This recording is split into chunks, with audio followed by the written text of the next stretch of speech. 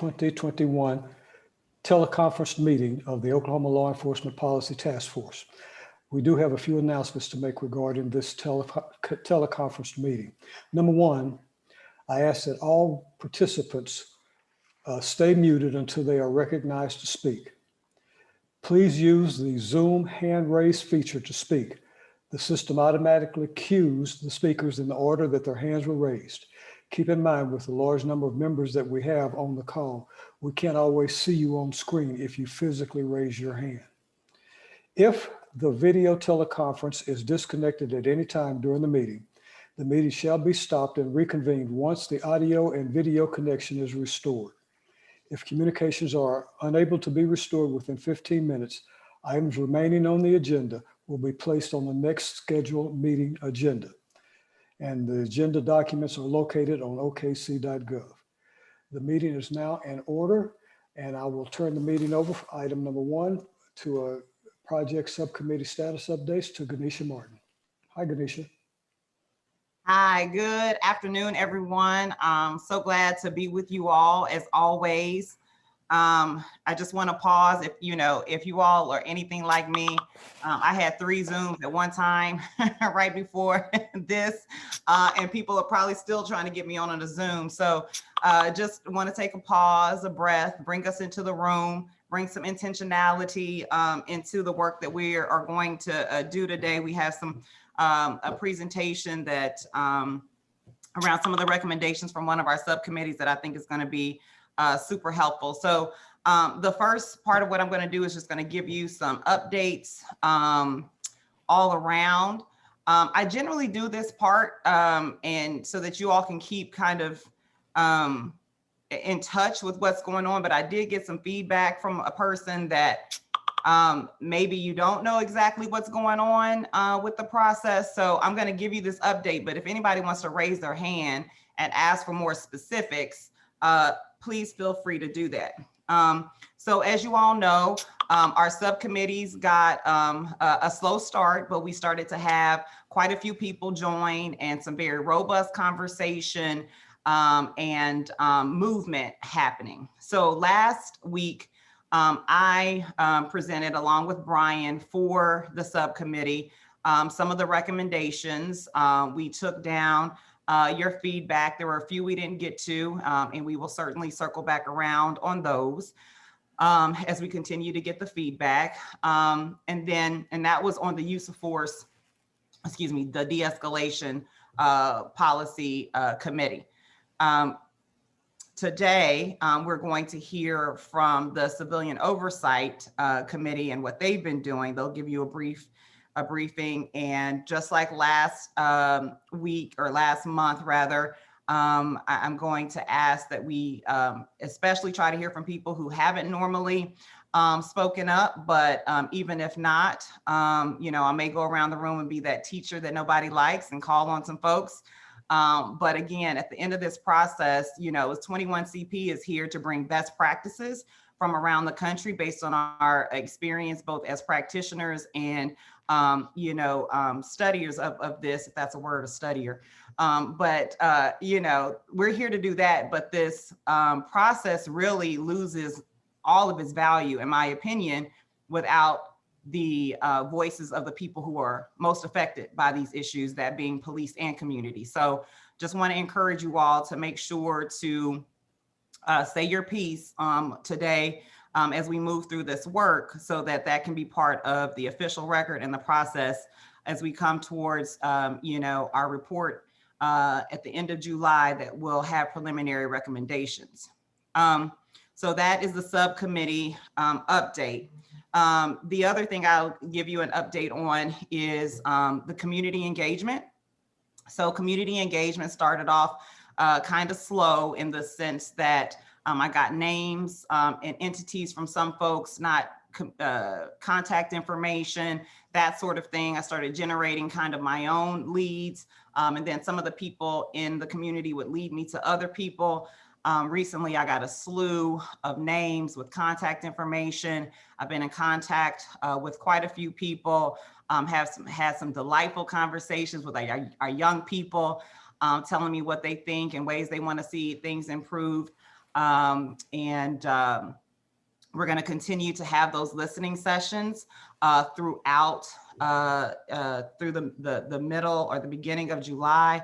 I will tell you one update to something that I'm doing. Early on, I did a lot of back and forth. Hey, can you meet on this day? Can you meet on that day? Will you bring 5 people? Will you bring 10 people? I'm going to continue to do that. But I'm also going to just send out a couple of blanket dates. So like, here's 10 dates for listening sessions, people who have expressed that they want to be part of it, send it out to them and they can join. So that's going to be a little bit something new that I'm going to do.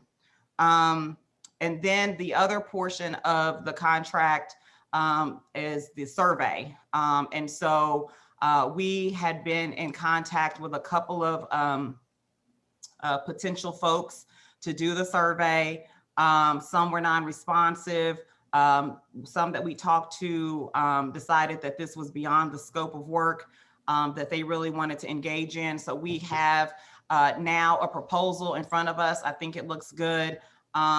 We have sent it off to the appropriate folks. We think we're going to get that approved and moving forward. So we will also have a survey to go along with our engagement in the community and our engagement in the task force. And then the last thing that I've done recently is there were quite a few task force members that I had not heard from or engaged with. So I sent out an email to them and said, hey, if you want to chat with me, let's throw 30 minutes on the calendar. Or if you want to have a listening session, let me know about that. So I had some folks to respond, and I talked to 2 or 3 of them this week. And that definitely was some fruitful conversations, and we're going to have some listening sessions coming out of that. So that's the overall update. Are there any questions or clarifications from anybody?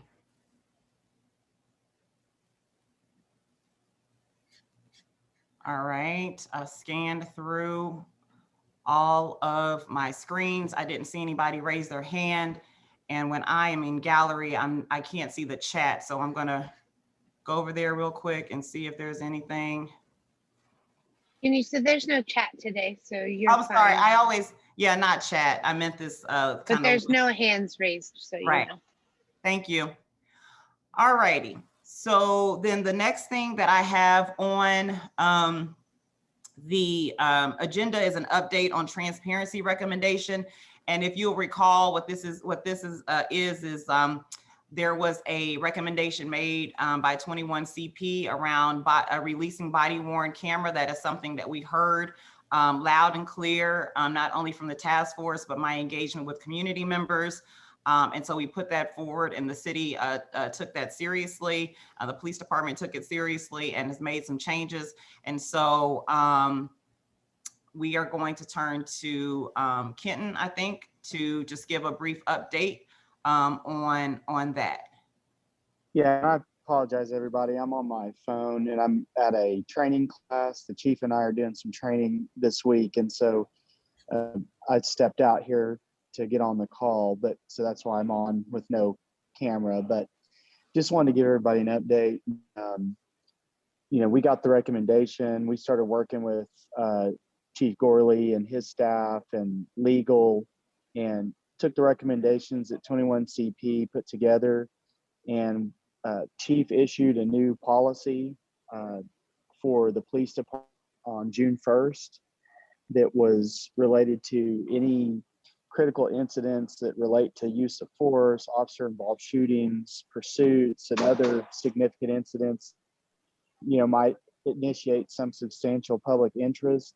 The change we're making with those is that we're going to be releasing the video within 10 days of the incident, or in the case of officer involved shooting, it would be 10 days from the involved officer's interview. So it's a pretty aggressive, I feel like, time that was put in there, and pretty significant. You know, I know we've heard a lot of feedback about, you know, certain cases and things that it would take many days, weeks, sometimes months to get that footage released. But just want to let everybody know, this is progress. This is the first change we've made in our policies, really related to a specific recommendation from 21CP. So that's it. It's pretty short and sweet. That's what it says. Oh, and also the policies that it's, the information would be objective, relating to those incidents. So again, 10 days from the incident, except for officer involved shooting, and that's 10 days from the involved officer's interview. So that's really all we have. We just want to give a report and an update on that. And I don't know if anybody has any questions or anything, but that's pretty straightforward. Yeah, Kenny, this is Craig. So I just wanted to clarify too that when they're talking about 10 days, one of the things I asked them to do was make sure that we set a policy that had a reasonable time frame that we could consistently meet it. I didn't want to set a more aggressive time frame that we're constantly missing and then having to explain why we're missing it. I wanted to set something reasonable. It's very different than what we've had in the past, but I wanted it to be reasonable, but it's also not, we're going to wait for 10 days to release it. It's, we'll release it as quickly as we can, but not later than 10 days. So it's trying to set that as on the outer limits, basically. So we'll try to still get video out as quickly as we can, but it's with the parameters of making sure we can interview witnesses, interview the officers, getting some of that completed before we release information. So it's again, not a limit that we're always going to wait that long to release it, but it will be that we'll make sure that we get it out in that timeline. Perfect. Thank you for that. Any questions from anybody? I see Josh's hand is raised, and Garland, please don't wreck. I see you, so we'll be there in a second. Okay, Josh, go ahead. Yeah, my question is, do we know who, because I know that it's not going to be the full video of like 2 or 3 hours or something, right? So what is the process, or do we know anything about the process for determining the relevant video clip that will be released to the public? Like, what is determining that? Well, we're actually having some discussions right now. I know we spoke with Councilman Cooper, Councilwoman Nice, and our social media team, our media team from the police department. We are actually trying to look into if there are ways that we can post entire video with redactions and things, of course, that are required under open records laws, like if there's juveniles involved or some of those things like that.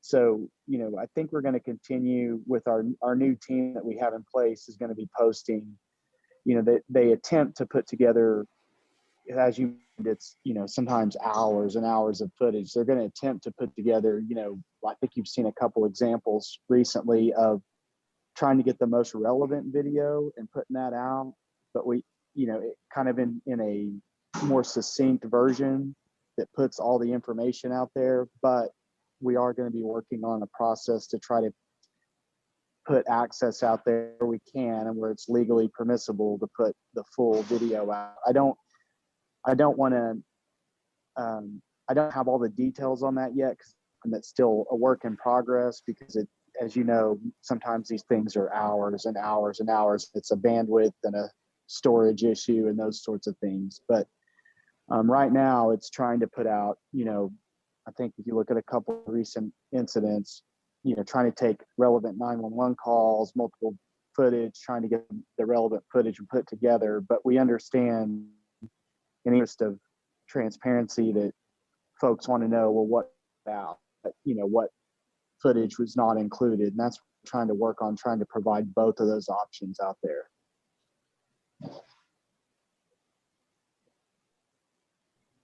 Thank you for that, Kenny. And then Garland, are you still there? Where'd you go? Oh, there you are. Okay.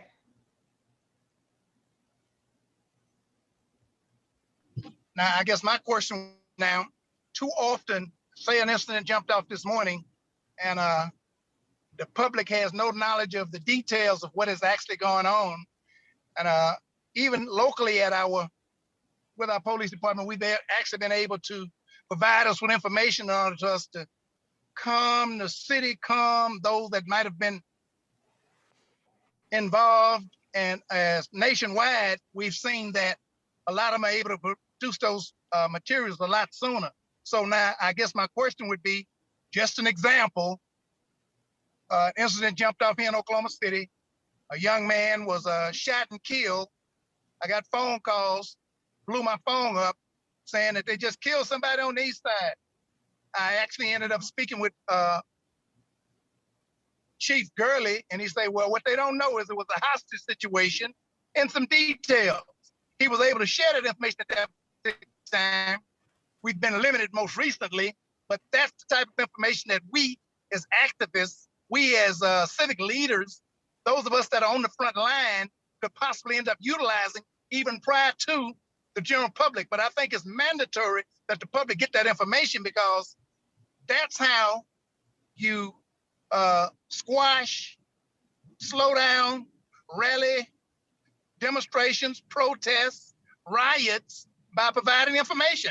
Basic information is everything, and the sooner the better. I think that's an excellent start with that 10 days. Just as we're speaking right now, just another example, we've been requesting public records for the last 30, 40, 60 days of an incident that was not a murder, that we can't get information.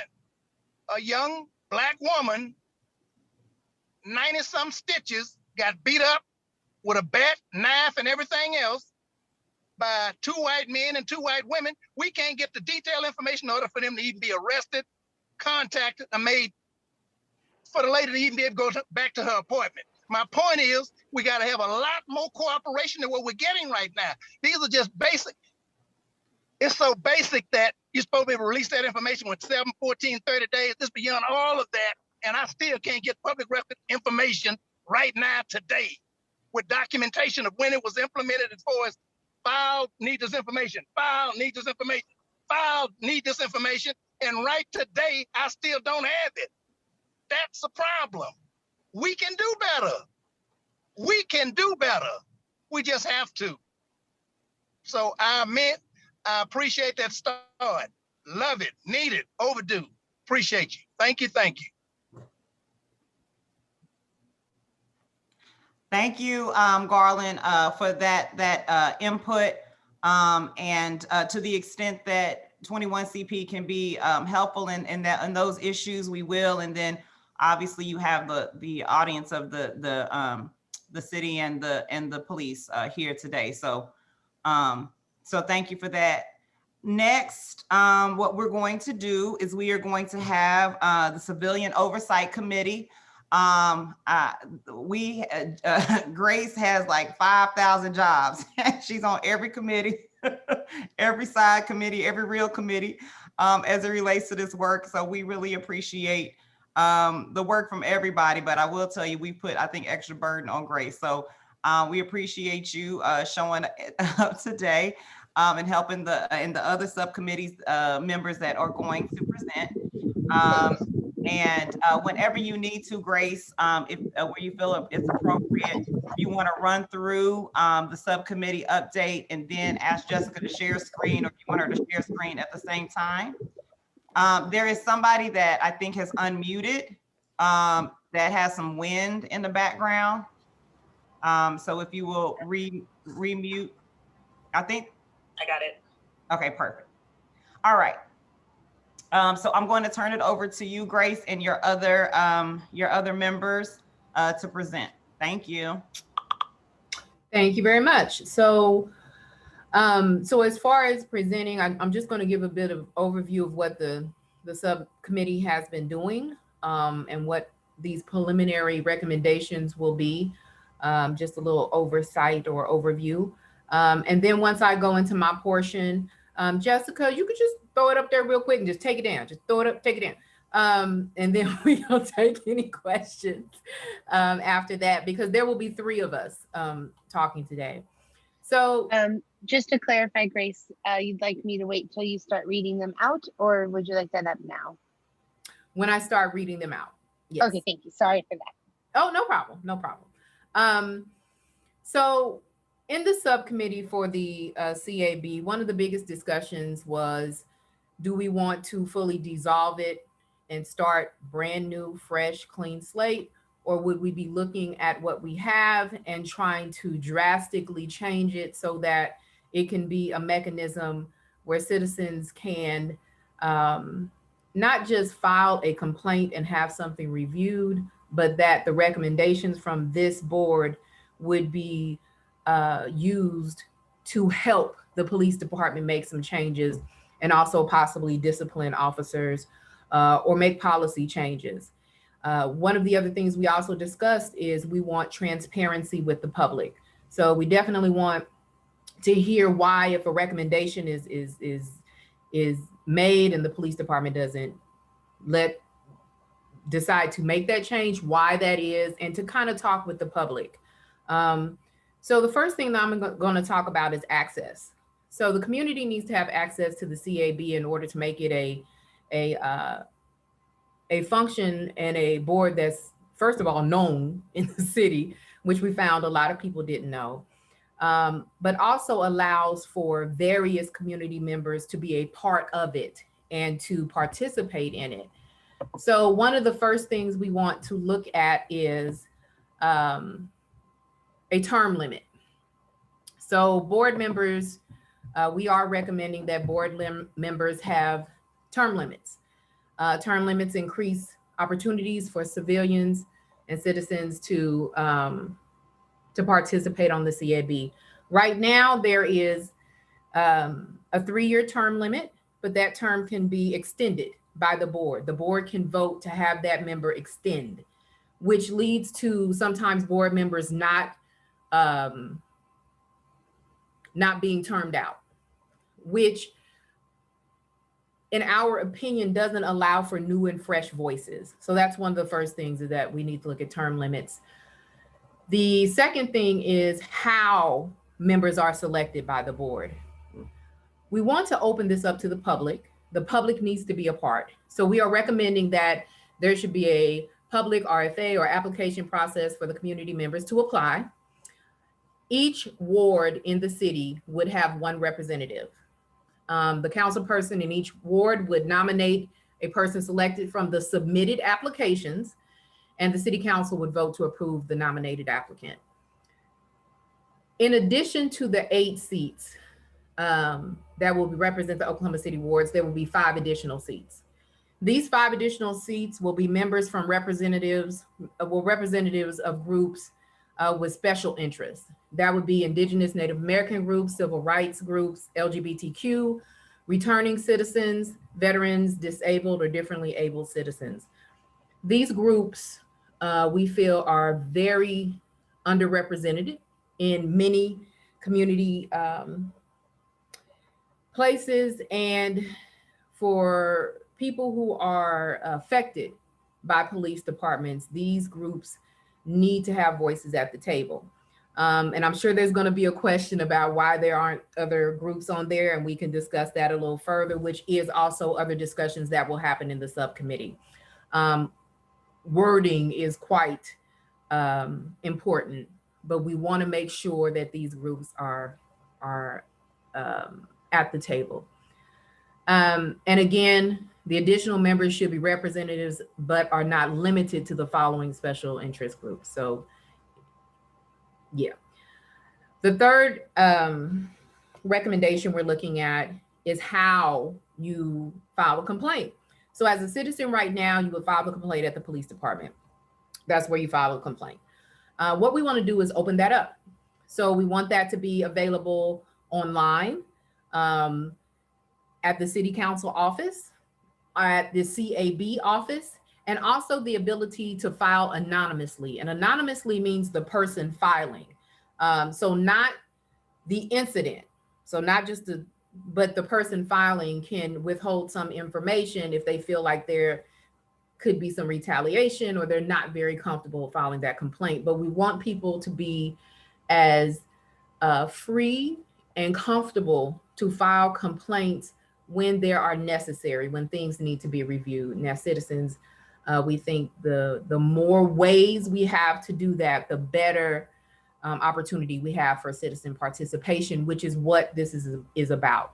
We want to make sure the community has access to the board itself.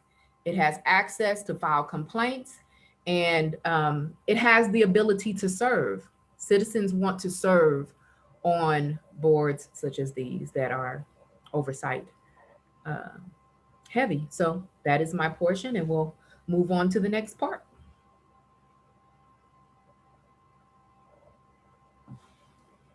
Grace, do you want to take questions on each part, or would y'all prefer to get through the entire presentation first? James and Tim, what would you like to do? I think wait. Okay, we'll wait till the end. That's perfectly okay. Okay, I agree with you actually, yeah, because I mean, this group has never had any long, in-depth conversations. So yeah, we don't want to get on one subject and then never even get to the rest of the presentation. So you're right. I think that's smart. Okay, Councilman Cooper. Thank you.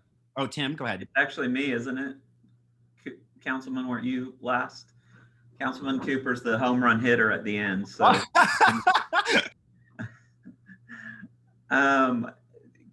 Grace, did you put together all three of them, or just yours? We didn't go all the way through that, so I did not. I thought about that about 3 o'clock this morning. Okay. And I was like, wait, maybe we should, but no. That's right. Okay. Well, I don't have them laid out as nicely as Grace did, so I'll just walk through. There were 3 or 4 that came out under the agency part. The 3 parts that we looked at as a subcommittee was access for Grace. Then I'm doing the agency part of it, and then Councilman Cooper is doing accountability. So on the agency, there was a sense that we should create an independent, autonomous board outside of the police department to give sovereignty was one of the words that was used. So it would fit somewhere else in the city's structure, and we're not sure where that would be. We would have to discuss it. But the reason for that is because there would need to be separate staff to do it full time. And so it would almost be like a separate commission on oversight. And so the city manager would hire staff to do these investigations and to have this policy discussions and things of that nature. So the nominations that would be done from Grace's side on the 8 wards, that would be a separate thing that the city manager wouldn't have say on. This would be employees of the city. So the regular hiring process would apply. As far as staff, we thought there needed to be investigators, administrative staff, and policy staff, and a director, and possibly 2 investigators, 2 administrative staff, a policy kind of council, and then a director. So possibly 6 staff, or the investigator and the administrative staff would really depend on how many cases need to be reviewed. So that would be another thing that would need to be decided, that I think that's what Councilman Cooper is going to talk about. As a separate agency of the city, it would be treated like other agencies, where they would have their own line item in the budget, their own fitting in the place of management within the city. They would have, so we talked about, they would have investigators, so they would have investigative power. Related to that would be subpoena power. And we realized that would have to look at, does state law allow us to do that? How does that work with the collective bargaining agreement? But with the discussions with Ray from 21CP, there are various models where subpoena power is either already through a consent decree, or without consent decrees, where there's subpoena power through state law or other laws within the city or county. And then there would be a power to make recommendations. So Grace and Councilman, you might have to help me on that one. The recommendations would be related to what the discipline should be. Is that right? I'm sorry if I didn't write that down right. So the recommendations that the board would give would be in regard to discipline for officers, and also in regards to policies that the board may then recommend needs to be changed. But it would include disciplinary action for an officer, or request for additional information and recommendation. So it would include possible discipline, but it also would include policy changes or questions in training and policies that may need to be clarified or answered. And so there's, we still need to do a little more homework on other models that are out there, but Denver was one that Ray Kelly suggested to us to look at, related to their ability to be independent and have a subpoena power. So I guess we have more homework to do, but that was the preliminary recommendation on how to create a more robust organization than what's going on right now. And so then Councilman Cooper, you're up.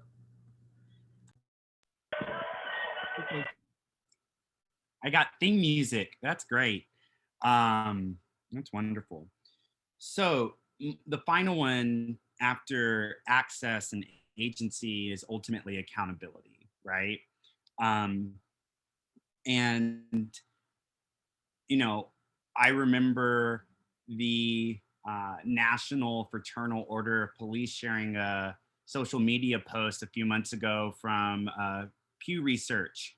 And I remember digging into that research, and I believe about 60-something% of Americans want to see accountability for police misconduct. So I'm with that 63%. So we had 4 things I'd like to say. One is we wanted to see an expanding of the type of complaints, right? So in addition, as you just heard, clarifying and adding new opportunities for the complaint process, right? Online, at a CAB office, council office, that residents would also be able to have different types of complaints with which they could register, right? Is it during a traffic stop, how I felt from the treatment with the officer? Is it, here's what I saw the other day on social media, any number of things, but I think expanding the types of complaints so that residents feel heard, and then making sure that they have different ways to register those concerns is quite critical. So that's number 1, expanding types of complaints.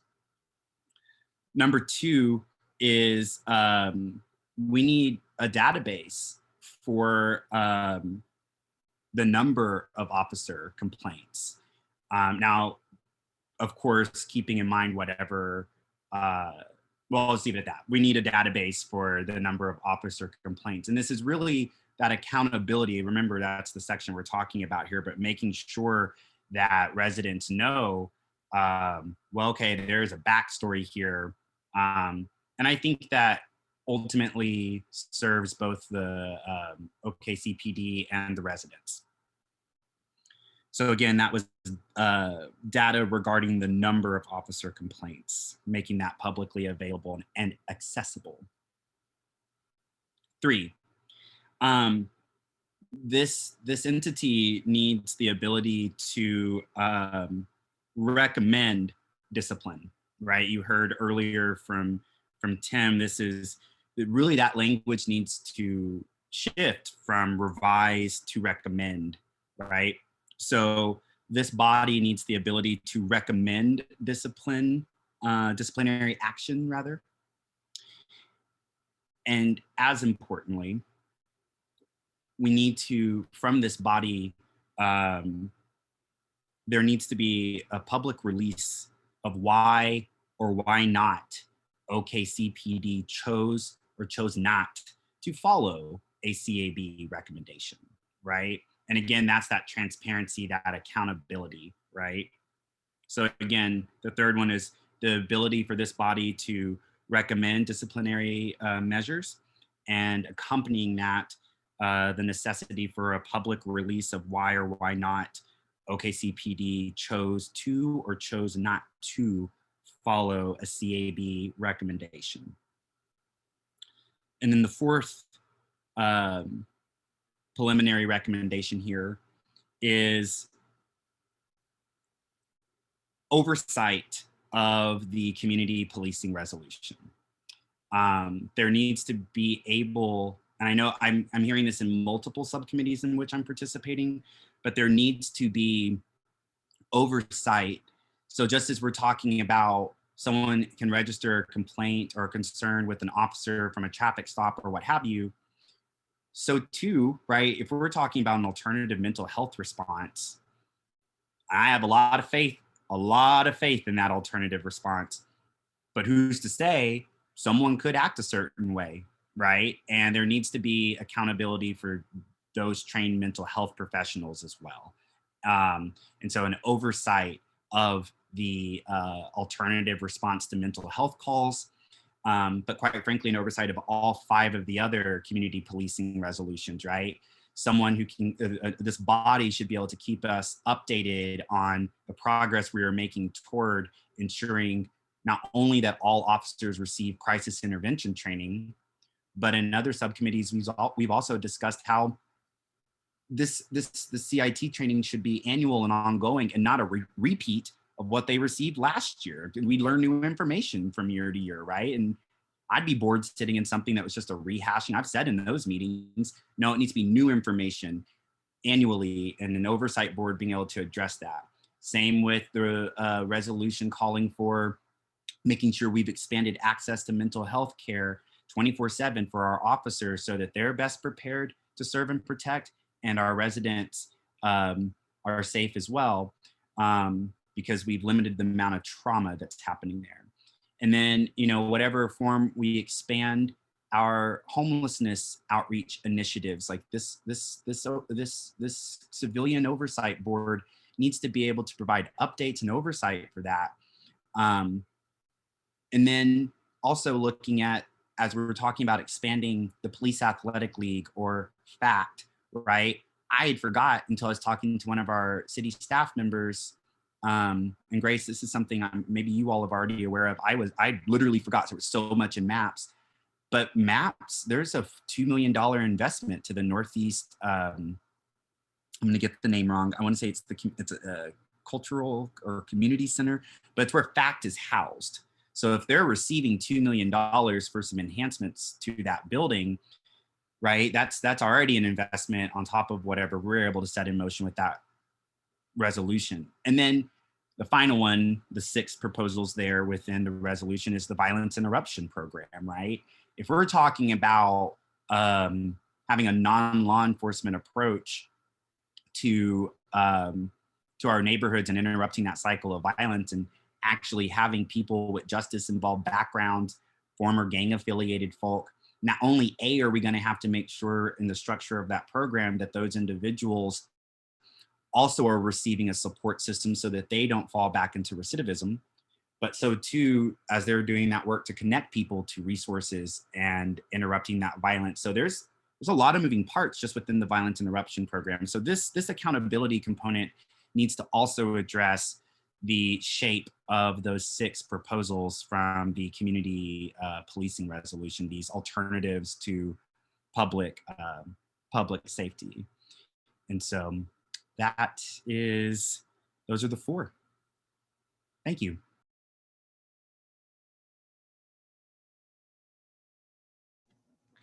Thank you, subcommittee. I appreciate all the work, you showing up to all the meetings and putting in the work with Ray to get these recommendations on the table. Jessica was in the background trying to take down some of the things that were talked about to the best of her ability. So if there is any request from the, there she goes. She can do this so much better than Mine would say blah, blah, blah, blah, blah, blah. She can There's type. surely typos. Sorry, everybody. But Okay. So what I would like to do at this time is, I think it's easier to go in order if possible. And so the first one was Grace, and her recommendations that she put forward. Is there any questions or conversation regarding those recommendations? And that essentially is the term limits, considering some folks from each ward, folks from underrepresented spaces, and the ability to submit complaints through a variety of mechanisms. And so, what I'm looking for here is folks to say, yes, that sounds good to me. I like that. No, I don't like that. I don't think it's going to work here. Whatever your input may be, or questions around kind of their thought process and how they came to these conclusions.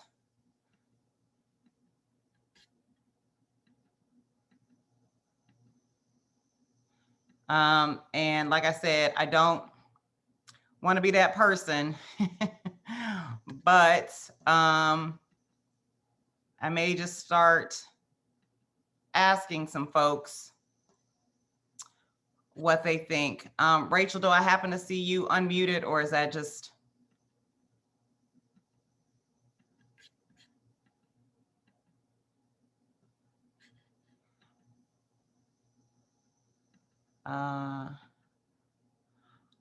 Okay, let's go to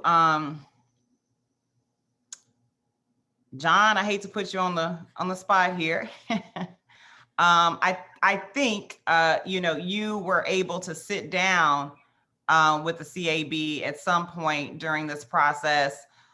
Any thoughts one way or the other, things that sound good, things that you have a couple of questions about, anything that pops out to you on any of these recommendations? Well, as a matter of fact, I was actually in the room with them as we crafted all of these yesterday. So I was the fourth person, but I am wholeheartedly in support of all of this. In particular, I would like for us to strongly consider the need for the Civilians Advisory or the Citizens Advisory Board to be autonomous, to have some distance between this group and the police department to allow for greater transparency and the building of public trust. So I helped craft all of this. And so, yeah, I like all of it and like the folks that put it together. Perfect. Okay, thank you. And I just wonder, was there any conversation with you all when you talk about autonomous? I think I heard Tim, and I was trying to bring up a document on my computer, so I missed a little bit of, I think Tim mentioned some support staff, and which, and what I've seen across the country, what typically does happen is you get a lot of volunteers on these boards.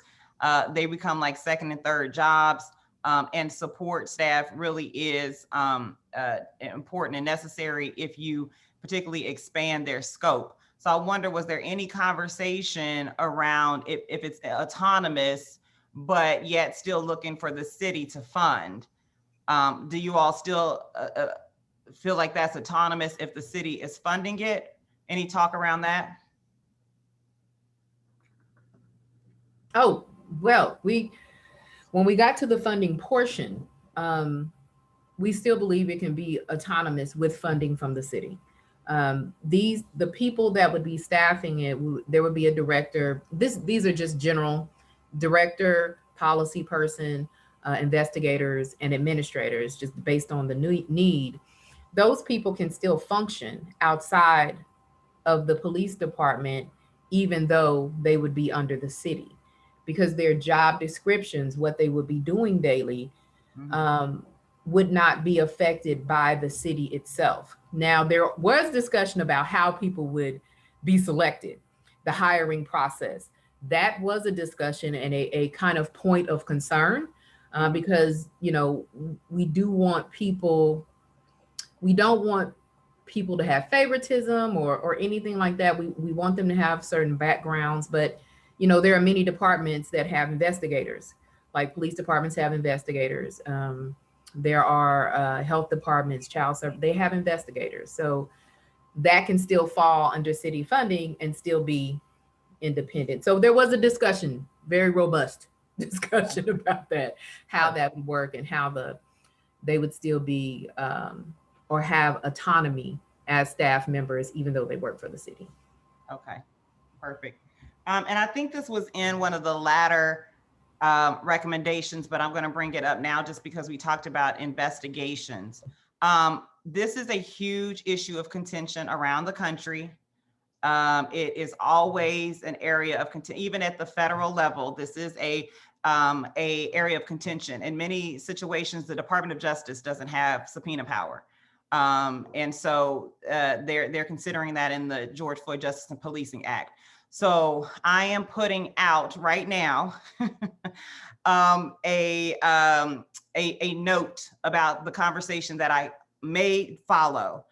I want and want to hear from anybody who says that they know either of state or local law or even the bargaining agreement where the subpoena power issue is an issue. And I want to say for this group, if the person decides to bring that up, it is not, I want it to not be taken as trying to shut down the conversation or shut down this option. I just think that we have to look at this because I've dealt with this on several issues, dealt with it for a couple of years in Baltimore City. So it will be an issue. And I just want to bring it up to see if there's anybody who knows of any local law, state law, or bargain agreement portions where the subpoena power of an independent investigatory body for police is definitely going to, is maybe even already forbidden.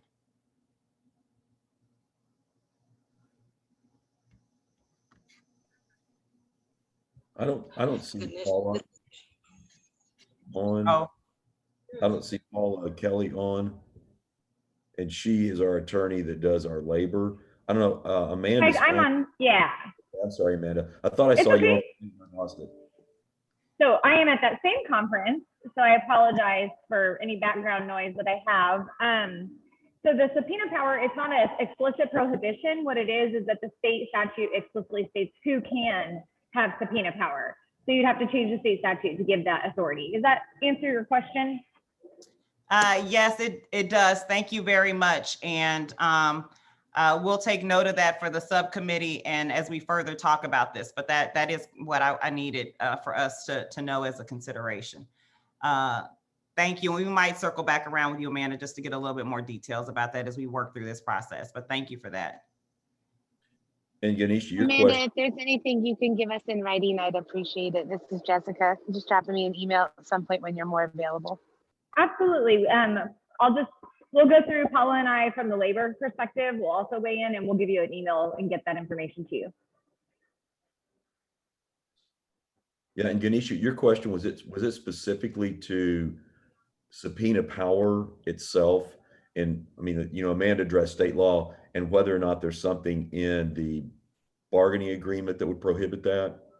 Yeah, it was on the subpoena power in Okay. particular, because that's just usually a very contentious area. I mean, this is a contentious area, period, about oversight and, you know, and the scope of any independent oversight body. And so it can get very complex because of various laws and bargaining agreements, but that subpoena always sticks out. So that's why I went to that one. Okay. And Amanda, I don't know if Amanda is as familiar with the bargaining agreement, if she would know that, or if John would have an opinion on that, but we can certainly look back at that with municipal counselor's office and make sure they look at the state law as well as the bargaining agreement to get that information to you. Okay, that'd be perfect. I think it'd be helpful for the subcommittee as we continue to work through these things. So thank you for that. Okay, the other things that I think, you know, generally are easy things, which is access, being able to, you know, put in your complaint in a variety of different ways so that folks have access. Folks generally agree with that. Anybody have any issues with that? And oh, sorry, by the way, Sherry, I think you unmuted earlier. Did you still have something that you wanted to say?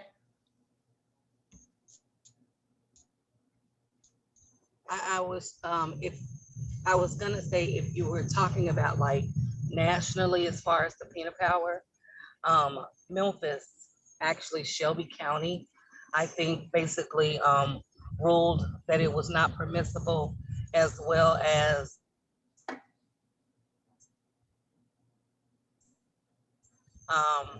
I think Evans. Those are the two that I know the same things that we are. Perfect. Okay, but they're a little bit further in the process than we are. Okay. Thank you for that. Okay, so okay. Garland, are you raising your hand? Yes. Finger? Okay, go I ahead. think, I'm under the impression, I think Louisiana has one, and I think Florida has one, and I think New York has one, that they do have subpoena power. So we might want to investigate what they've done in order to get theirs, in order to implement ours here. Okay, we took note of that. Thank you. All right. Okay, so then I'm going to move on. Well, actually, let me just to say, also on the ward portion, I'm doing this work somewhere else, and they often want to keep it, you know, as non-political as possible. Any concerns or thoughts on, you know, there being one person from each ward? Do you feel like that makes it, you know, more even and equal, or any concerns as it relates to that?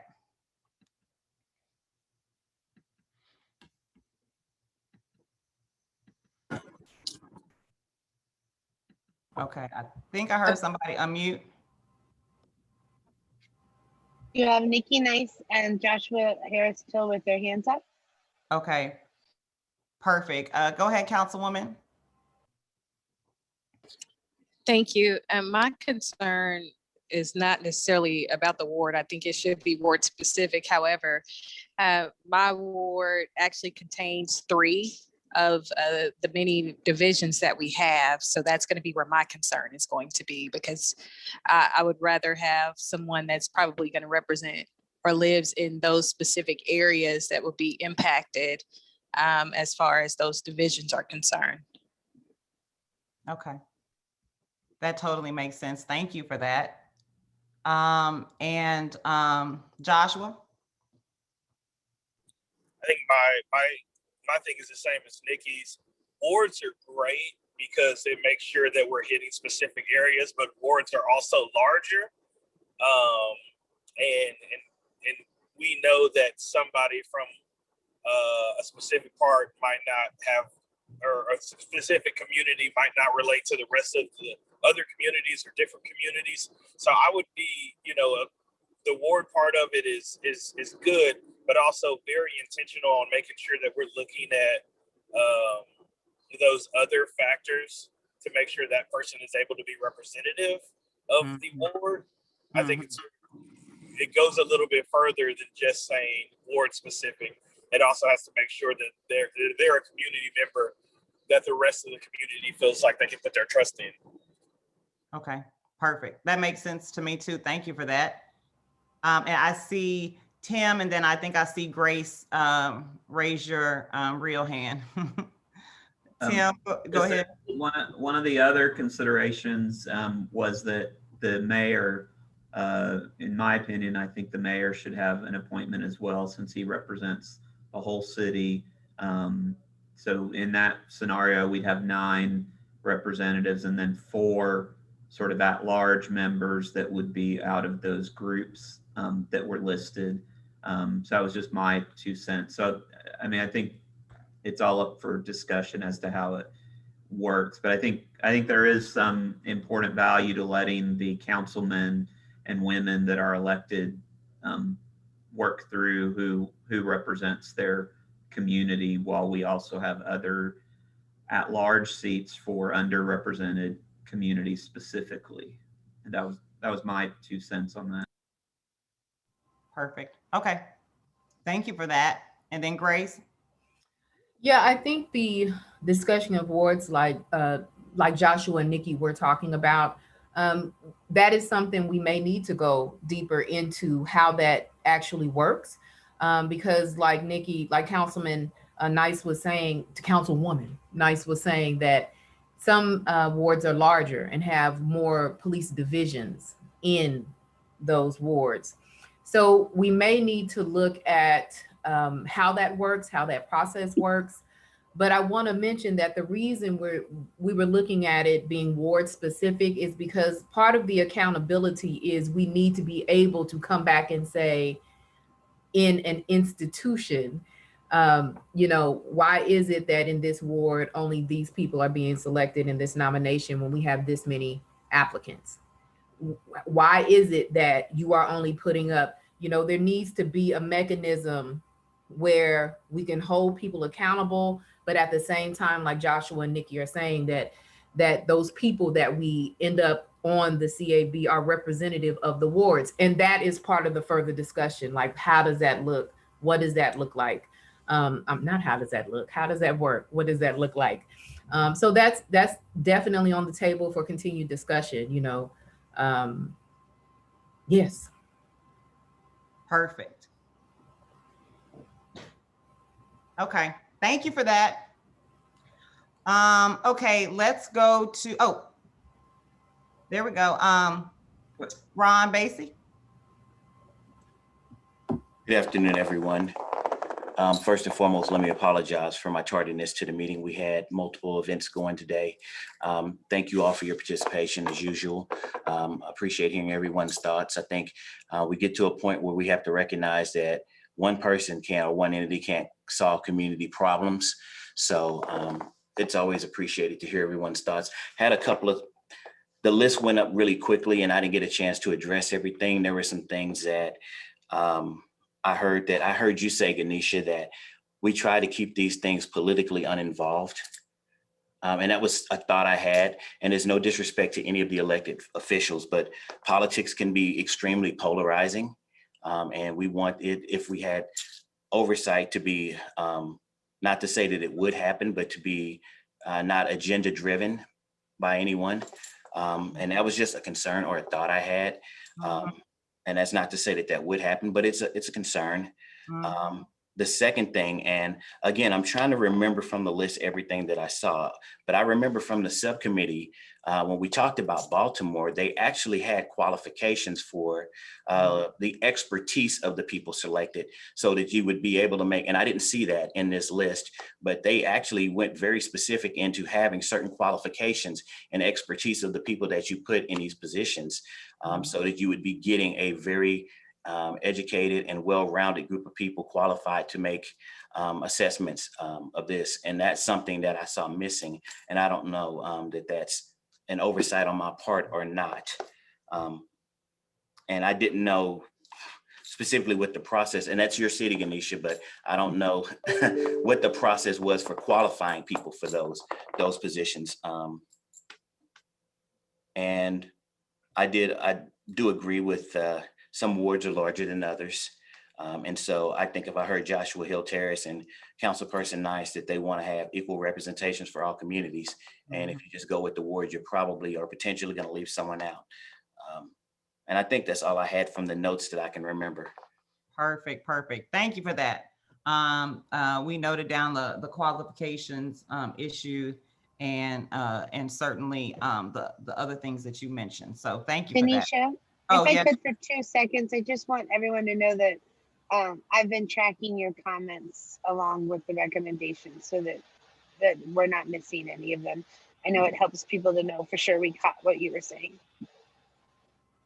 Thank you, Jessica. I appreciate that. Because I can barely read my handwritten notes over here. So thank you for that. All right.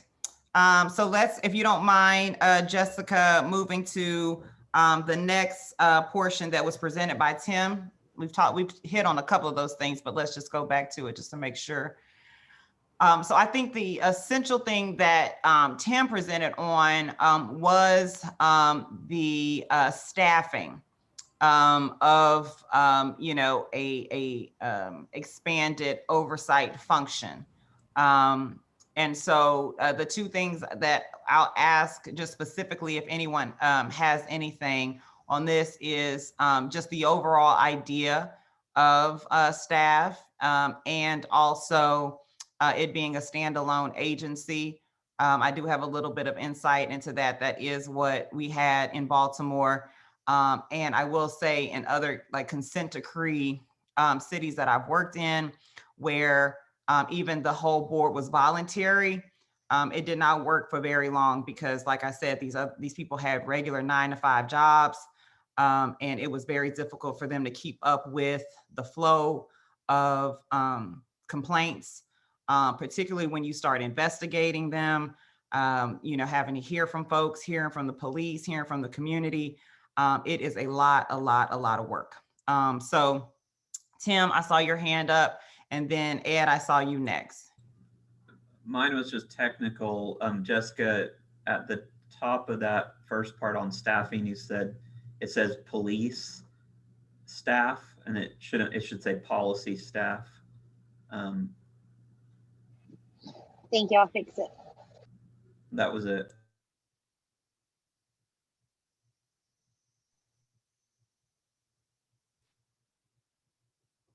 Okay, perfect. Thank you for that. And then Ed? Yes. My question is for, I think I'll direct it to Tim, and this has to do, you mentioned of having investigators. Under what authority will they work, and how will that relate to people if they're wanting to talk to police officers, if they're investigating something in what will be the ramifications of the police officers? I ain't talking to nobody. I mean, other than their rights, but I'm seeing what authority will the investigators, have you guys talked about the basis of that for them to conduct their investigations? No, I think that's still to be determined by looking at other models across the country. But I think, and I think the other thing that needs to be defined more clearly is what is the scope of the complaints that this group would, what level rises to the number of cases that need to be investigated? What are the substantive criteria based on what the complaint is about?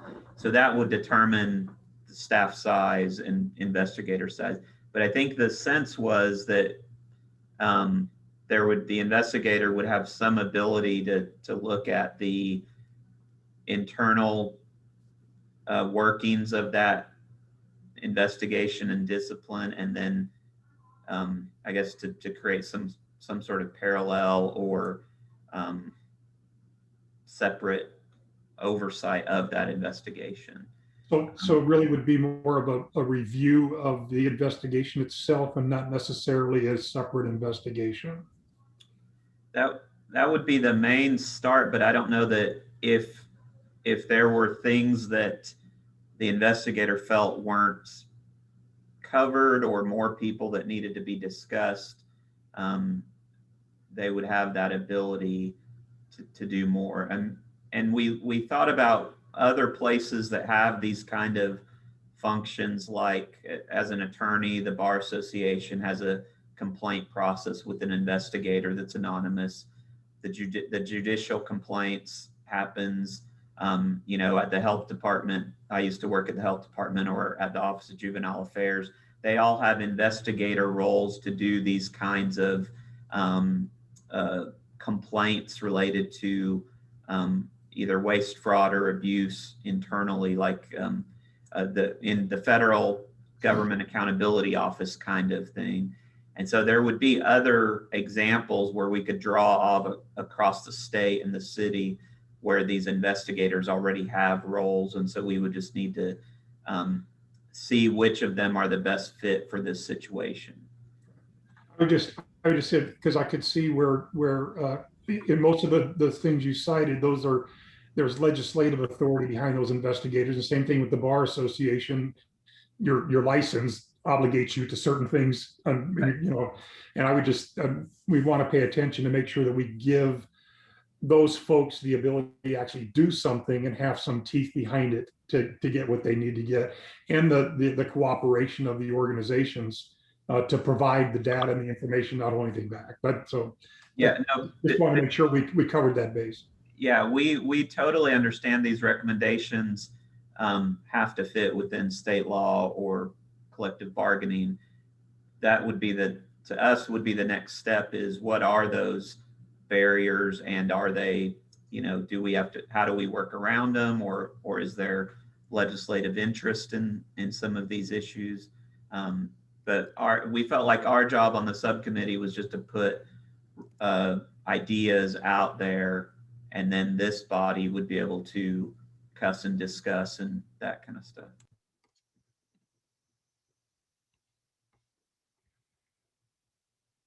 Thank you, Tim.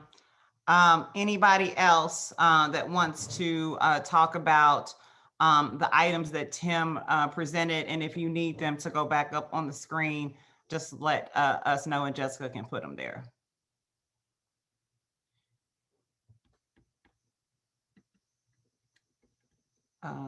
Okay, I do want, oh, go ahead.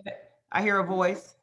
Yeah, this is Josh. Just really quickly on the last part, in the way that we're moving forward. Obviously, there's a number of different issues that can run into any of the recommendations that we generate.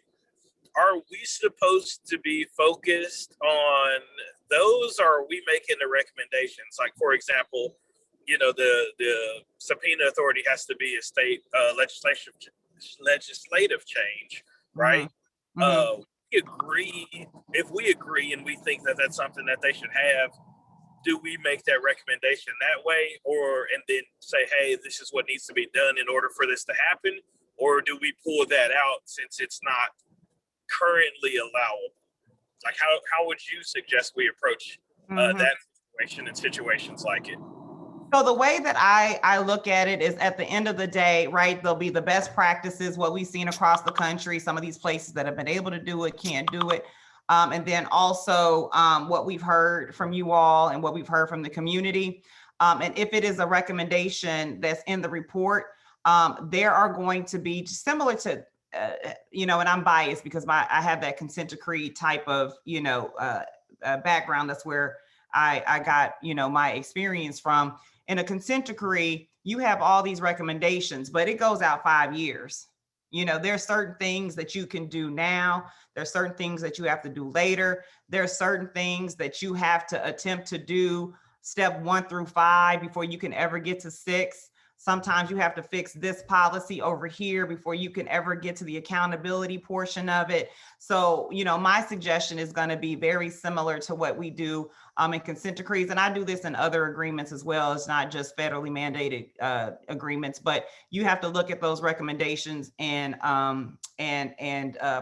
prioritize and put on a schedule, benchmarks and things like that, because you also have to allow for the capacity of, the police department to be able to do that. Maybe there's some funding that needs to happen. And also because community is very busy. If some of these things involve community input or help moving forward, you got to, allow for their capacity to show up at the table and get this stuff done. So if that answers your question a little bit. Okay. For sure.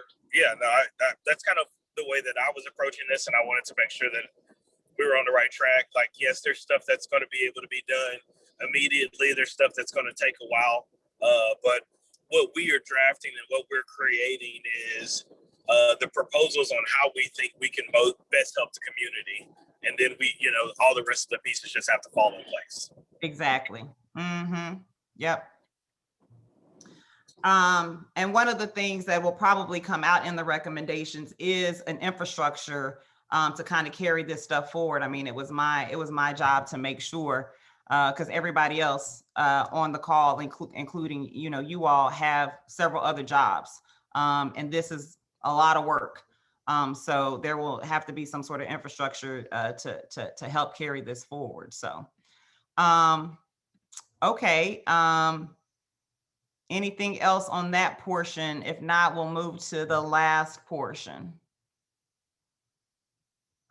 Okay, perfect. Jessica, if you don't mind putting up Councilman Cooper's portion, please.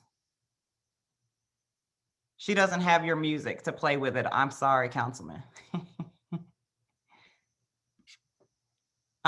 Okay, so, and this also, I was going to say this to Josh when you asked this question. Usually the way that I approach these type of projects and what I've seen in other projects across the country on these type of issues is you start with your policy, you go with your training, and then you go with your accountability mechanisms. And that's really what's fair for both police and community, because, before you start holding people accountable to new stuff, you've got to make sure that it's written in a way that people know how to understand and operationalize it in a police department or whatever sphere you're doing this in. Then you got to make sure you have the training where people are hearing it, seeing it, learning it, and from a variety of different ways. They know the expectations, they know what they're supposed to do, and then you have the accountability mechanism. So that's also part of kind of your prioritization as it relates to some of this stuff. So the last piece is accountability. This is around expanding the type of complaints. I'm sure folks will be very interested in further conversation around what that expansion actually looks like.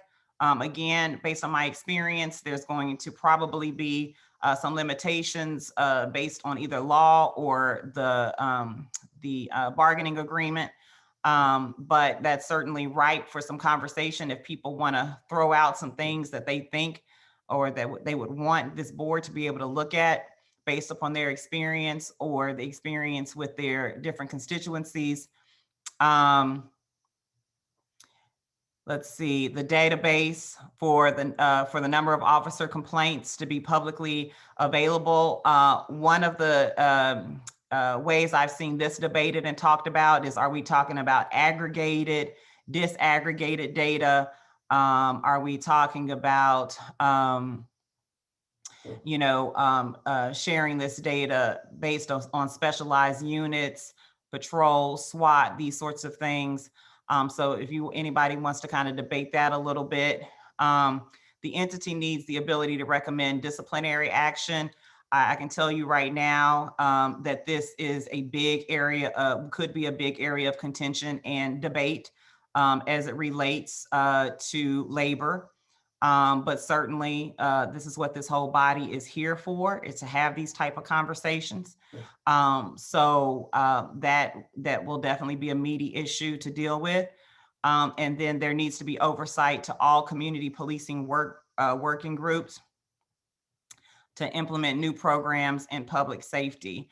And I think the councilman, essentially, if you guys didn't catch on to kind of what the list he was going down, are the subject matters that are not only before the task force, but also the subject matters that are before the working group that will report directly to the city manager.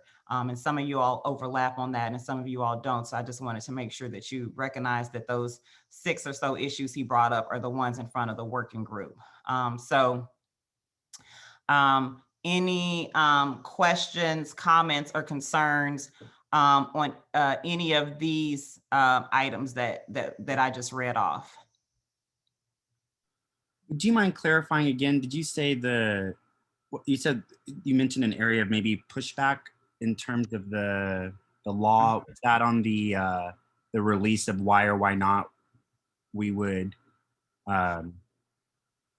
Yeah, so there's 2 things. And just so you all know, the way that I am answering or pointing out areas of contention is based upon my experience nationally. I am not going to represent that I know your bargaining agreement that I know your state and local law.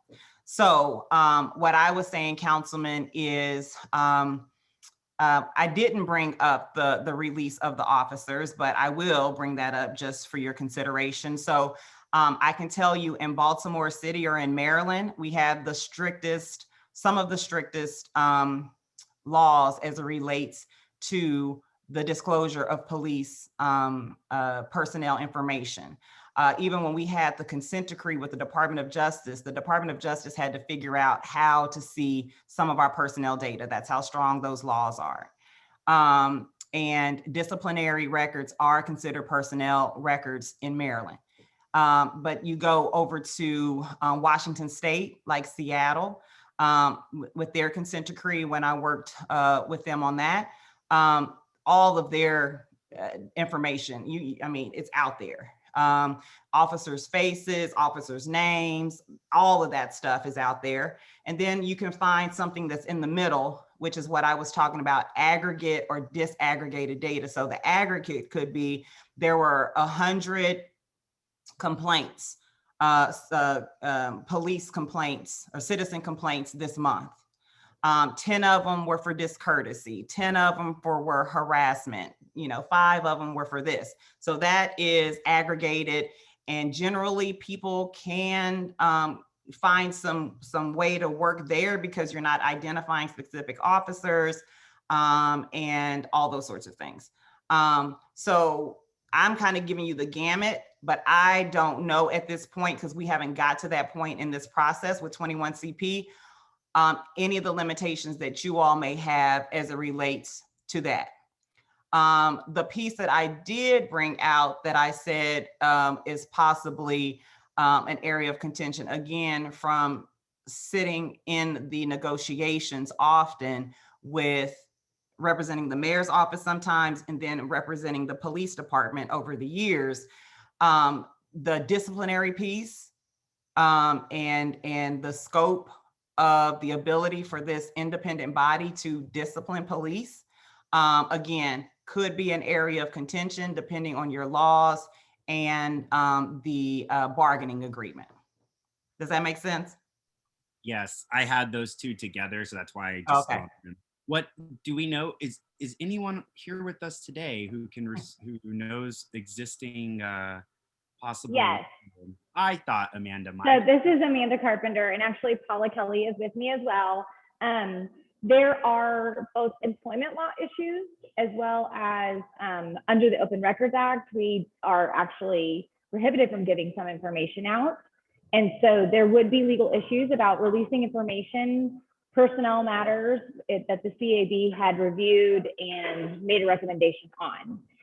Legal will do a review of this, whatever recommendation is moving forward, and we will give you our legal stance on that. But at this point in time, we're just having the discussion of, we want to be able to release potential information that the CAB receives as to personnel matters.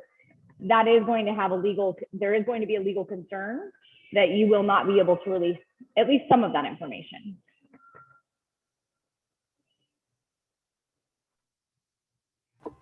So go ahead. Yeah, so that's one of the questions that I think for us is always going to be on the table, because I know there's going to be labor issues, there's going to be personnel issues when you talk about disciplinary. But I was also wondering, is there a way for us to either code the officer in a way that maybe all the information is not public, but still have the recommendation put forth and still have the police department to respond why the disciplinary action for this officer didn't happen? I'm trying to, so the thought is maybe this part of that can happen without releasing all of the officer's information, but the focus being on the recommendation of the disciplinary action from the board and why the police department is not taking this action up or is not agreeing with the recommendation from the board, if that makes sense. If there's a way to do that with giving the people public information, because it's going to be a fight until we get to that fight, giving the people the information about the recommendation, about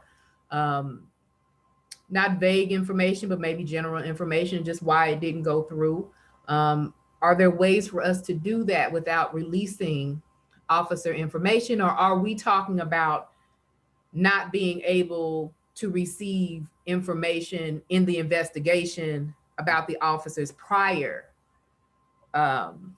activities? Because I think there's got to be a way to give the public the information that we need about disciplinary action, about an officer that gets multiple complaints, and handle that without releasing all of their information or breaking any laws for them until we get to that. Is that making sense? I don't know if that makes sense. Yeah, so Ms. Franklin, the issue is that the Citizens Advisory Board, what you're asking them to do is make a recommendation on disciplinary matters. Under the Open Records Act, disciplinary matters cannot be released unless they fit within a certain specific category, meaning that it has resulted in a termination. So, and the recommendation alone will not provide that information. At the point in time that the CAB makes the recommendation, you will not have resulted in a termination. And so therefore, the CAB's recommendation could not be disclosed. Now, the aggregate information that Ganesha was talking about, where you're just talking about numbers, how many officers, how many recommendations have been accepted, how many recommendations were rejected, that aggregate information likely could be provided, but the specifics about a disciplinary matter that is being discussed could not be released by the CAB. And Grace, just for a point of clarification, let me ask you, I think I hear you talking about two different releases.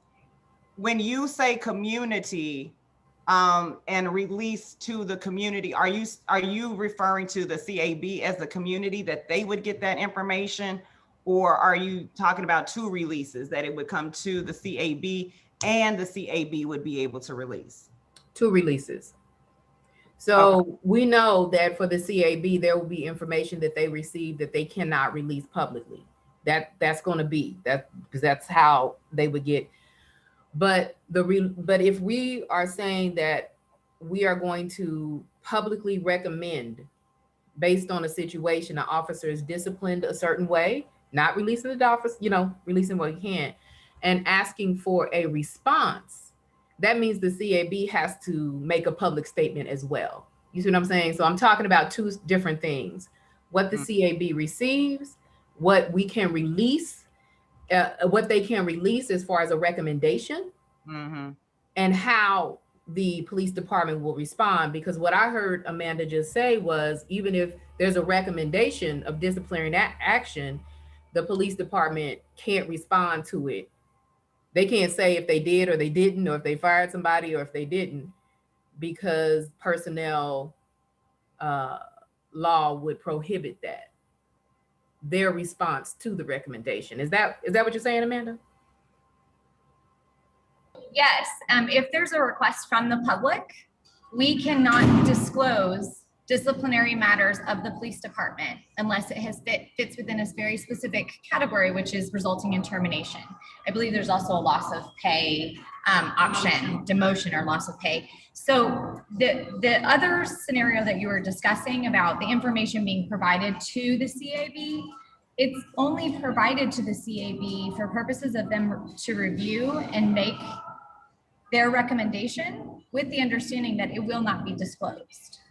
So whether it be the CAB, whether it be the police department or the city manager's office, that information can't be disclosed unless it fits within that one very specific category.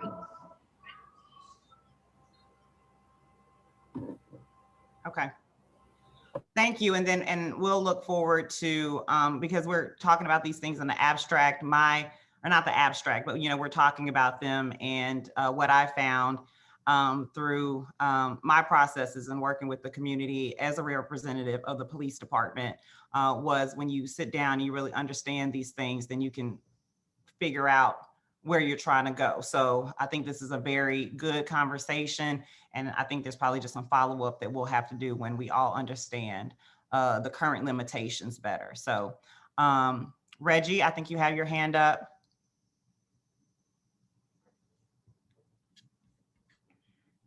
Yes, I'm just trying to get a better understanding of this. And my question is, what is the purpose or the objective of making this information public?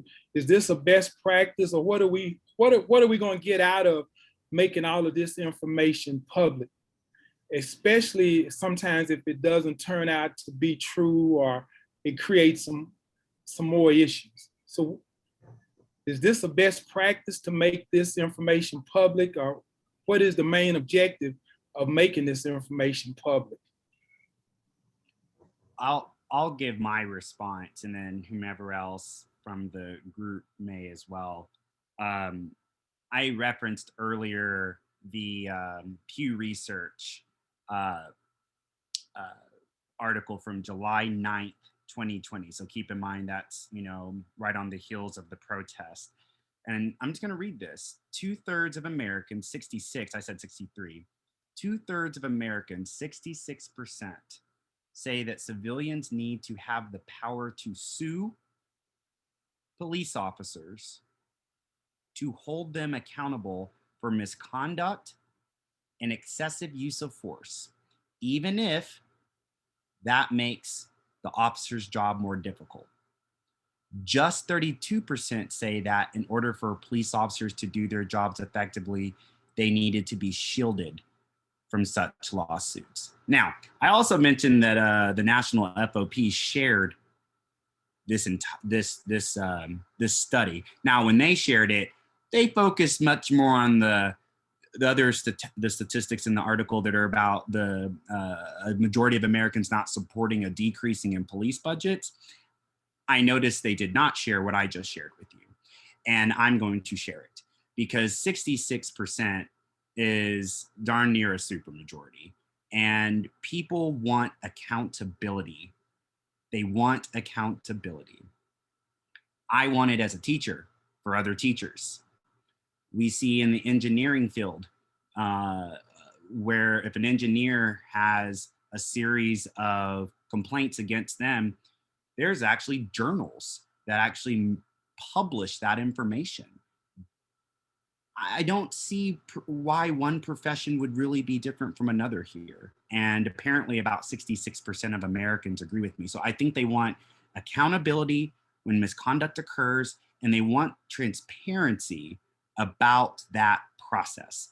And so right now, too many Americans, of which Oklahoma Cityans are part of, feel that the process is broken, completely broken. And they want to, I think for me, then putting forward this particular recommendation is to say, we need a civilian oversight board with the ability to recommend, to make recommendations. And then the public deserves to know why or why not the Oklahoma City or any, quite frankly, police department would adhere to those recommendations or not. And quite frankly, it could even be that the particular police department goes further than or has a really strong reason that might actually make sense why they didn't go that way. But I think that transparency and accountability are critical components here. And I just can't stress enough, 66% of Americans, point blank, period. Okay, but my question is, the people that should be holding them accountable, such as their supervisors all the way up to the mayor's office, where does their accountability come in at? Those are the individuals that should be holding them accountable, to include yourself as a city councilman. So that goes all the way from the mayor's office to the chief, to the captains, to the lieutenants. Those are the people that I see that somewhere along the line are failing to hold people accountable. And those are the ones that are in positions that the citizens have put in positions to hold these people accountable.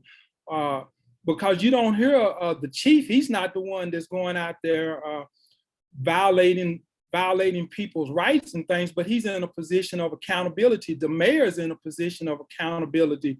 All of the city councilmen are in positions of accountability. So when are they going to be held accountable when they don't hold these individuals accountable for the things that they are doing in the community? So where does their accountability come in place? That is a good question. I will add just one final thing for that. That's a really good follow-up. It's a time for me to add something to bring back to this conversation, because there were some people you just listed that in our form of government in Oklahoma City, and remember it varies from city to city. Sometimes you have a strong mayor form of government. Sometimes you have a city manager form of government. The city council and mayor hires the city manager here in Oklahoma City. We have a city manager form of government, and that puts the city manager in charge of all personnel for the city of OKC, all nearly 5,000 employees. So it is within the purview of the city manager's office and the 3 different assistant city managers under them, and then their department heads. That is where this disciplinary, I as a council person, I can't recommend disciplinary, I can't recommend promotions. I'm removed from that, the mayor's removed from that, and in this form of government, it is a city manager form of government, which is why I'd like to see this sort of advisory board actually have the mechanisms to do accountability, because I think too often across this country, there's an instance of officers who have engaged in misconduct who do not, who get to continue on working, and they don't receive the discipline that they need. But okay, I don't let it go after this one, but you all hired the city manager. The city manager works for you. All those other individuals work for you. So the city manager is accountable to you all, the city council and the mayor, to make sure that people are accountable when they violate people's rights and things. And I think the buck is being passed that some people that should be accountable are being left out of this whole process when you're going to make this citizen advisory committee and the one officer. But what about the people who supervise these officers? Where is their accountability coming in at? And that's my final comment on that. Yeah, I would say too, this is Craig. I would say too, James is exactly right, that it's my responsibility ultimately in the way that, you know, they can't get directly involved in personnel matters, and what they do is hold me accountable, but they can talk to me about the work that I'm doing, but they can't get involved in any other kind of recommendation. So it really does, you're exactly right. It's ultimately my responsibility to ensure that I'm holding the chief responsible, in this case, talking about the police department, and then within that structure, holding other supervisors responsible for doing their jobs as well.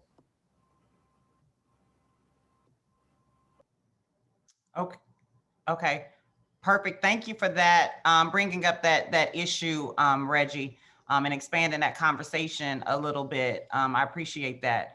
So I had the two Joshuas. I see your hands up. Let's go with Higginbotham. Then we'll go Harris Till, and then to Grace. And just on a time check, we have about 20 minutes left.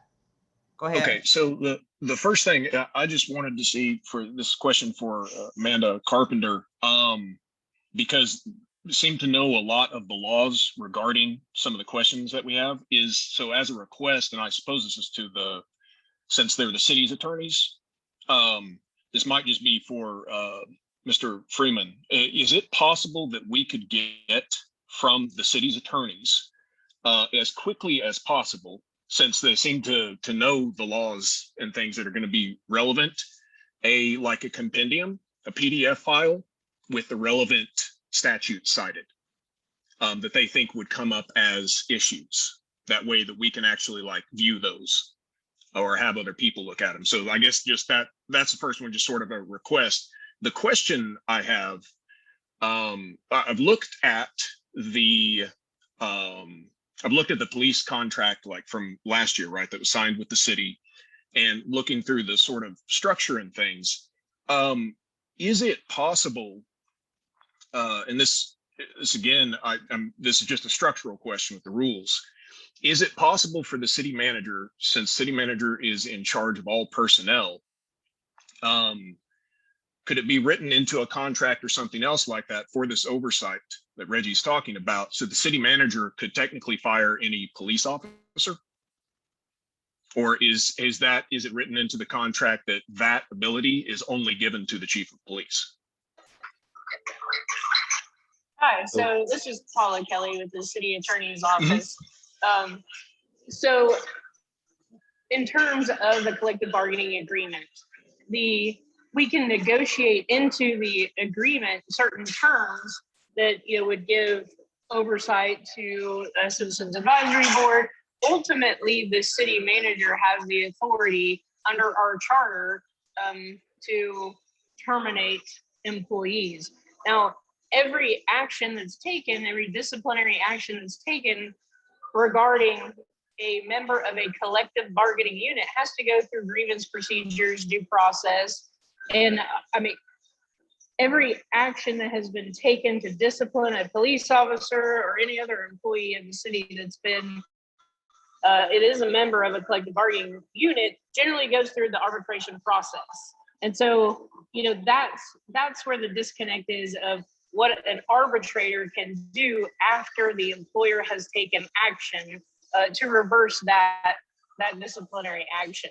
So I want you guys to keep that in mind, as you're going through this process, that it doesn't just, this process with collective bargaining units doesn't just stop with a disciplinary action. Okay, thank you for that, Paula. Is it possible to get the laws again? Get those, I didn't know for the city's attorney, is it possible to get those relevant statutes and things? Yeah, so this is Paula Kelly again. Well, let me let Amanda answer that question. Yes, we can get you that information. And like I had previously said, we will have a review of these recommendations once they're in a more concrete format. And we'll be able to give you specific citations to Oklahoma law as to their authority for moving in such direction, or if there's any complications because of legal matters, we'll give you that specific authority on your recommendation. All right, thank you very much. Awesome. Okay, let's go to Joshua Harris-Teal. So I think two things. One, I think when we go back to the question or the back and forth we just had, I think to answer the question why a lot of people feel like it needs to be public information is because they don't necessarily trust the police or the city manager to do their job. And even the people who do think that having that accountability ensures that if there is an action that Craig or that Chief Gorley needs to take, then those actions are taken. So I think that's why a lot of people want it to be public. But I think that, through my conversations with City Manager Freeman, we just discuss what's releasable and what's not releasable in terms of having data and what needs to be kept private, legally speaking. But my thing, I guess, to kind of go around this is there is the accountability issue, and then there is a perception of a lack of accountability issue that exists. And so as we're exploring this process, I'm always thinking about, one, how do we fix the problem? And two, how do we let the community know that we fixed the problem? And so with these recommendations, I just want to make sure that we're also thinking about the implementation side of it, as well as the communication strategy side of it, so that we don't do all of these changes and nobody knows that they happened, or only a few people know that they happened, but we need the larger community to know that they happened so that we can have more buy-in so that these programs can be more successful. And I just wanted to make sure that is a centerpiece of the conversation. So thank you for that, Josh. And I think that's very important. And, as it relates to communication, and it's not just communication through social media or through your regular media channels, but making sure that community organizations, police community meetings, all these variety of ways that people get communication be thought about as it relates to, I think, one of the #1 pillars of this subcommittee, which is access. And certainly information is a part of that access. So we got to make sure that that is part of this process. So thank you for that. About 17 minutes. So I'm going to go to Grace, who had her hand up, and then to Valerie. Yeah, I just wanted to point out that the expanded conversation that was just happening can happen. Oh, can you hear No, me? I'm trying to let Garland if I see him. Expanded conversation that was happening and the current conversation about releasing information to the community can happen at the same time. One doesn't negate the other.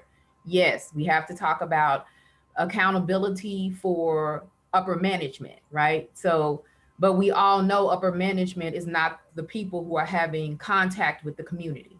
The community has a right to file that complaint and understand the action that happens to the person that violated their person.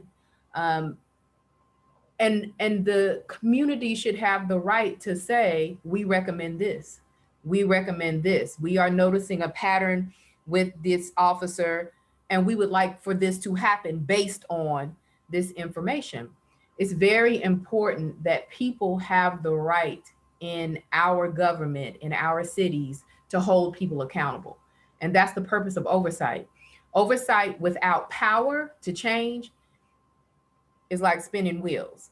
Oversight with power can make a difference in the police department and the community and how they trust the process, and also the pure ability as a citizen to make sure my rights and my community's rights are being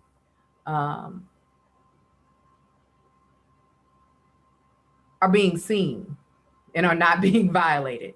So I think these conversations can happen at the same time. Management accountability is important. Day-to-day transparency of processes and what can be changed and how I can voice my opinion needs to be discussed and processed and needs to be available. I just don't want us to get too into either or when we can have and. Mm-hmm. Yeah, my 2 cents on this, and I mean, I love this conversation, honestly, because through the processes that I've been through where I was in the middle of it and the ones that I had to usher through in other jurisdictions, it's from these conversations, these questions that you get further down the road of understanding the entire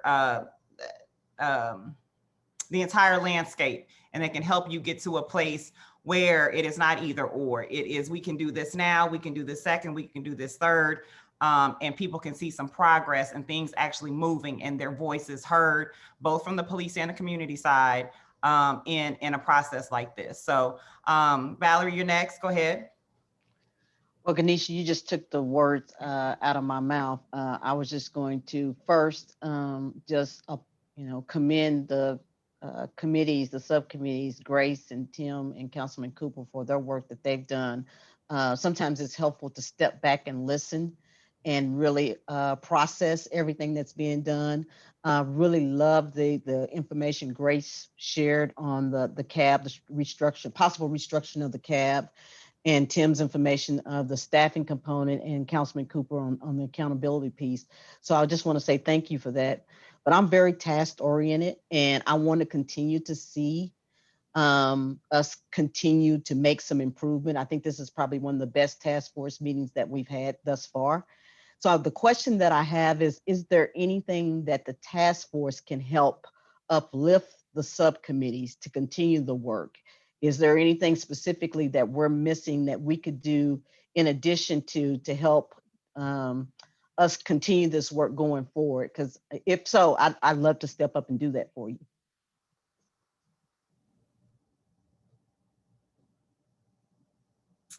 Ron, your question, I mean, your hand is up. Oh, I didn't want to impede upon Valerie's question. If okay. I someone thought wanted to answer that, I can wait until after someone answers her question. Okay, perfect. Grace or Jen, is there go ahead. Oh, no, please go ahead, Councilman. I was just going to ask the other members of the subcommittee if they had any specific. I think right now, and there are members on the call that are on the subcommittee, they just didn't present. I think at this point, I don't know what we would need next right now, because I think we're going to be going back to the table, to the drawing board, to kind of expand these recommendations with more people there. And I think when we come back then, there would be some, or maybe in the interim, there's going to be some things we may need from the larger task to help with. Or if, I know one of the big things, if anybody on the task force that's not on this subcommittee has any ideas, that's helpful, to add to the pot, to the discussion that we're having. But I think after we have this next subcommittee meeting and we kind of hash out a little more detail, we may have a better idea of how and what exactly we need from the larger task force. Anybody? And I will say, and I haven't brought this up to the task force just yet because we're kind of been on parallel tracks that I knew would eventually come together. And, as we draw towards, our deadlines, this may be a good time to bring it up, and I'm sure, Dr. Thompson, you know this, but I've been in conversations back and forth with Jabbar, and your organization, wanting to put together a listening session around accountability. It's my understanding that there's a person in your New York office who specializes in this work. And so I wanted to put together a listening session to hear from them, and what we might be able to do is put forward, some of these recommendations and hear from community if we felt like that was appropriate, and certainly we can talk to the task force first. I mean, not the task force, the subcommittee about that, and see if that will be helpful. But that may be one thing that we might circle back around to you on, and just change that format a little bit that I've been trying to talk to Jabbar about. Go ahead, Councilman Cooper. Yeah, I would also just encourage everyone to, because it would probably be helpful in terms of recommendations of how to help us.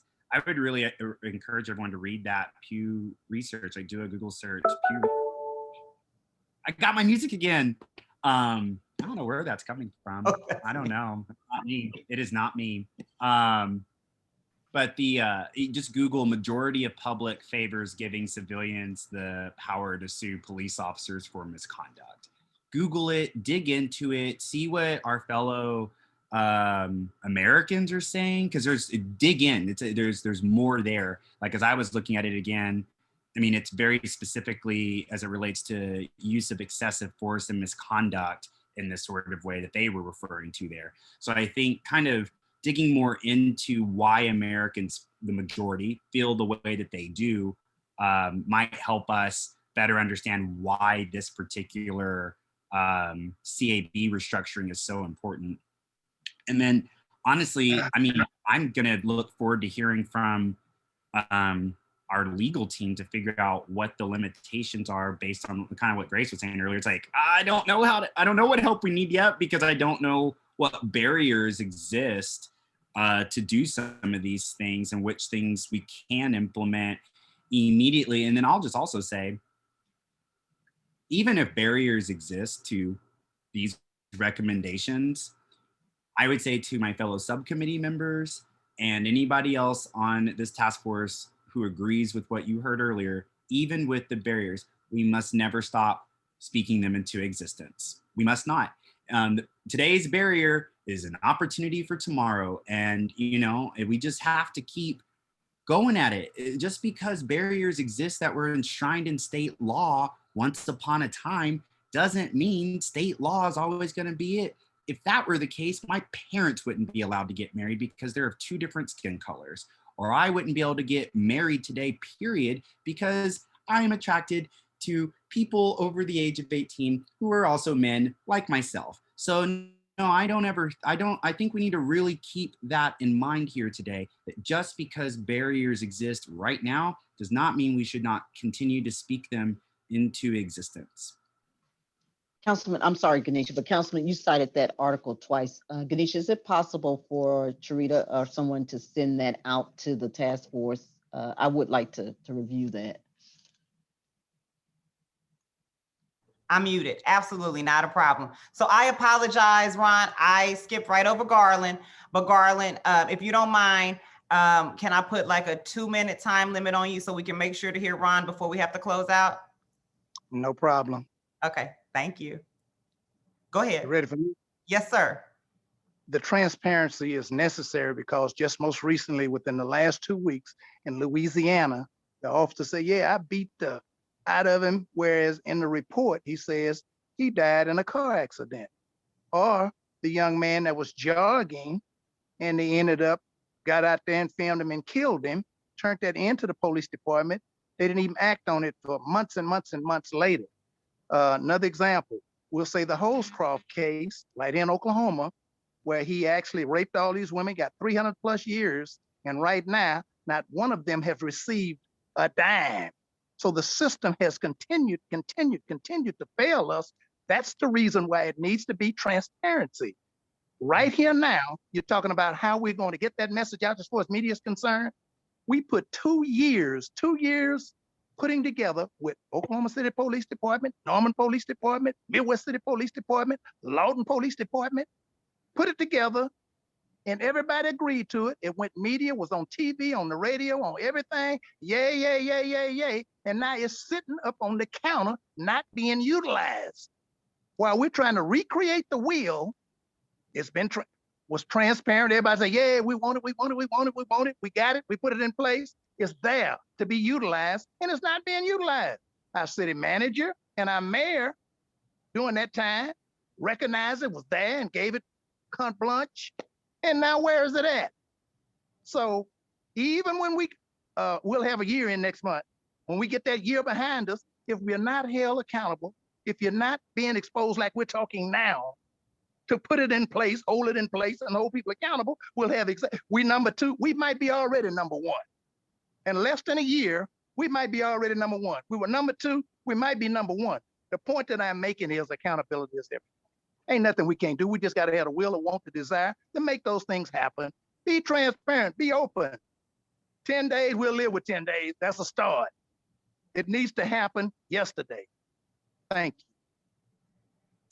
Thank you, Garland. Ron, that's a hard act to follow. Not at all. Not at all. I wanted to redirect because I saw with Councilperson Cooper some of the notes from his discussion, and I don't think we got to see all of them. So first, I would request that the notes that were taken, I think you said you would send them out, but if not, I would request that we could get the notes so we could really review them and take a look at them. And this is for Councilperson Cooper. I saw that in your recommendations, there was some oversight of the alternative response to mental health. And that was something that really piqued my interest because to some extent, that's not, I think what we're trying to develop and what we're talking about and looking at what's been proposed negates law enforcement from the response. And so I was really interested in that aspect, and maybe that's an offline conversation, but I found that interesting as well. And I just wanted some more information on that recommendation as well. Would you mind clarifying, dig a little deeper, just real quick? Well, it went up really quick when they put the notes up, but I think you also wanted oversight to extend to the alternative response for mental health.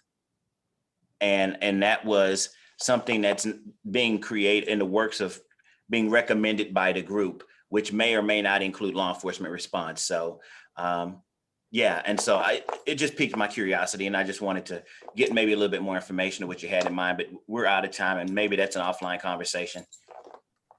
Yeah, thank you for that. I will only say that we're all about to find out more information because we don't know the shape of whether it's a co-responder model or exactly like the Denver one, which is my strong preference that I will continue to say, where it's just trained mental health professionals who are responding.